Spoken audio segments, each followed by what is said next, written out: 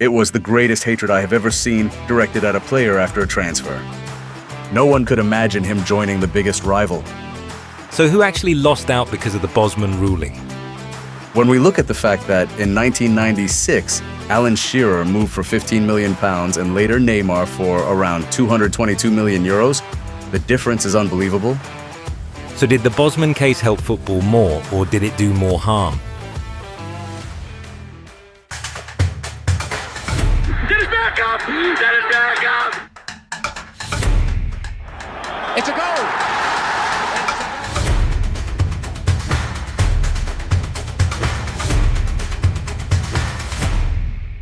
30 years ago, a football revolution began, sparked by Belgian player Jean-Marc Bosman.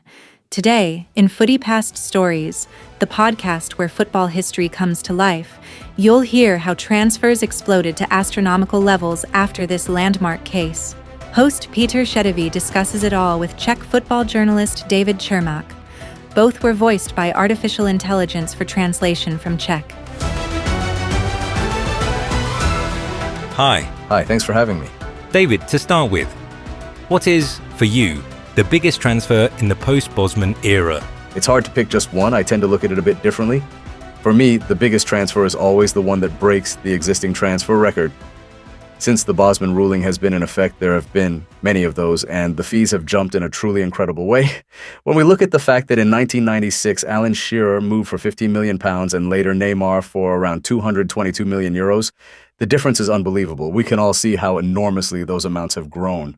Let's remind our listeners that they can hear more about the Bosman ruling itself in this week's free episode. And a question for you. People say the Bosman case destroyed the romance of football. Do you agree?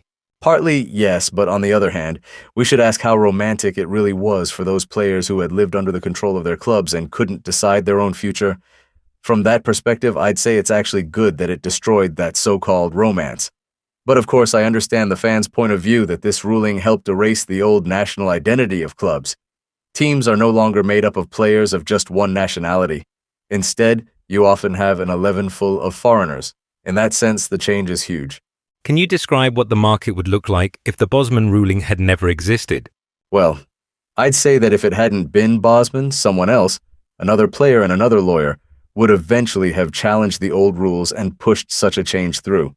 If only because for a lawyer it's very attractive to be involved in a case that creates this kind of revolution, but if by any chance it had never happened, then even for out-of-contract players, clubs would still have to pay compensation fees, and at the same time, there would still be quotas on foreign players.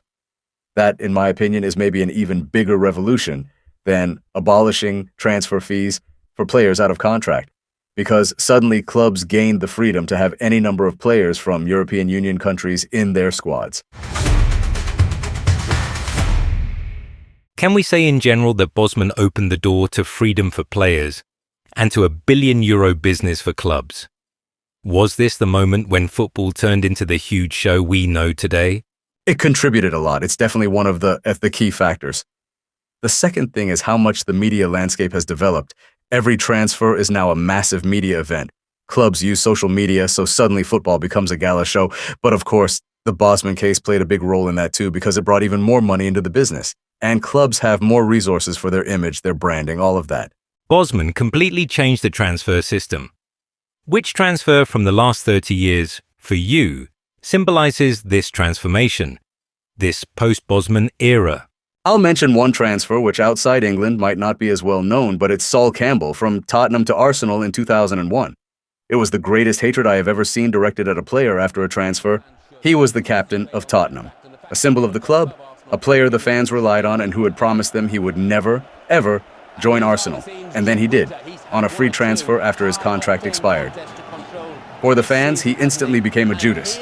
To this day, Tottenham fans don't call him anything else. For them, he is simply a traitor, a man who crossed every possible line. Again, and the boos, the crescendo for Campbell. When it comes to hatred after a transfer, many people would probably think of Luís Figo, who moved from Barcelona to Real Madrid. That was the first truly huge transfer of the post-Bosman era. What made it so groundbreaking? It was groundbreaking because Luís Figo was, at that time, the best player in the world. That's probably the most fascinating part. He was the symbol of Barcelona, the player the club relied on enormously. Nobody could imagine him joining the biggest rival. For players of that caliber, a move like that had never really happened before. And the way it came about is interesting as well. Florentino Perez, the president of Real Madrid, promised the fans he'd bring Figo. He said that if he failed, he would pay their membership fees for a year, which was a serious amount of money. Even after that promise, very few people believed it would really happen. But Florentino Perez had an agreement with Luís Figo that if he was elected club president, Figo would accept the offer, which is exactly what happened, and the consequences were remarkable. Pigs' heads thrown on the pitch when Luís Figo came out at the Camp Nou in a Real Madrid shirt. We still remember that. You could say it wasn't just a transfer, it was a cultural event for the whole of Spain. Absolutely, the hatred was unbelievable. Luís Figo was even afraid to take corners because there was a real risk of fans hitting him with something.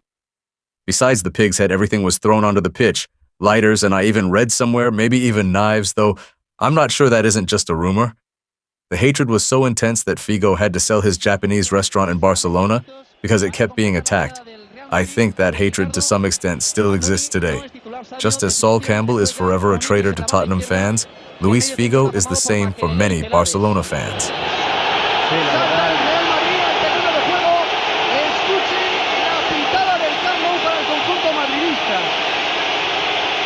That was the period when Real Madrid were building the so-called Galacticos. Figo was the first, followed by Zidane, Beckham, and the Brazilian Ronaldo. Are these transfers the kind that wouldn't have happened without Bosman? And were they driven more by sporting reasons or by marketing?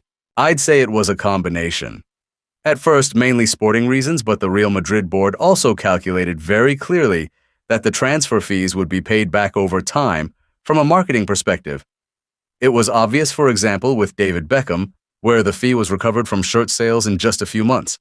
With Figo or Zidane, it was primarily about the sporting side because Real Madrid wanted to build a super team full of stars.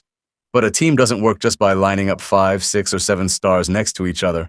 The entire structure has to function and the players have to pull together. At some point, when there were too many stars, this stopped working for Real Madrid. Since we've mentioned Ronaldo, he played for Barcelona, Inter Milan, Real Madrid, and AC Milan. That, too, is a consequence of the increased freedom of movement.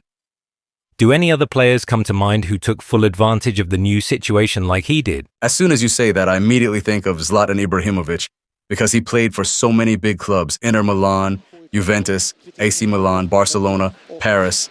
He really maximized it and is the brightest example.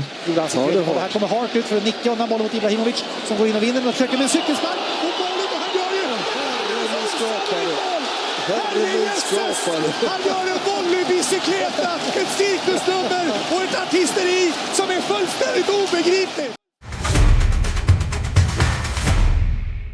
Did you enjoy the story? This was just a small part of it. You can listen to the full premium episode as a member of Footy Past Stories Premium on Patreon. As a supporter, you'll get access to the complete archive of premium episodes, downloadable special illustrations, and an exclusive weekly newsletter with stories from football history. Thank you for your support.